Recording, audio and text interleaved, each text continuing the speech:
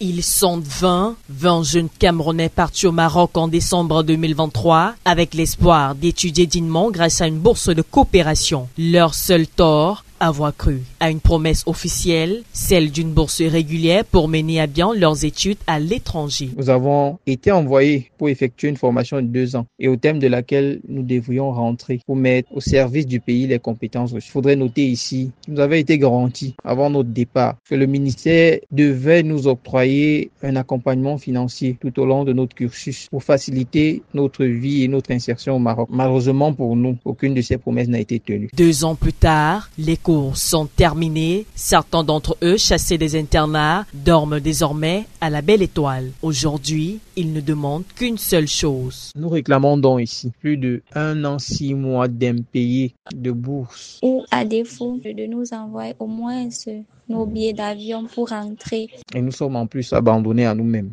Nous nous trouvons déjà dans un environnement où même la politique de l'emploi n'est pas favorable pour les étrangers. Autant dire que nous sommes sans emploi. Leurs multiples appels au ministère de l'Emploi et de la Formation professionnelle et à l'ambassade sont restés sans réponse favorable. On nous a dit, faites ceci, faites cela. Nous avons écrit, nous avons rédigé, nous avons envoyé à l'ambassade du Cameroun au Maroc. Nous avons fait des correspondances, même à l'endroit du ministère de l'Emploi et de la Formation professionnelle. Ces jeunes Camerounais ne demandent pas le monde, ils demandent ce qui leur a été promis par leur gouvernement. Chère maman, cher papa, chers responsables, faites ce que vous devrez faire, s'il vous plaît. Je vous en supplie, la situation est critique. Contacté, l'ambassade du Cameroun au Maroc dit ne pas comprendre la situation et affirme avoir transmis plusieurs lettres restées sans réponse. Toutes nos tentatives de joindre les responsables du MINFOP sont restées vaines. En attendant une réaction officielle, ces 20 boursiers camerounais continuent de survivre loin de chez eux entre patience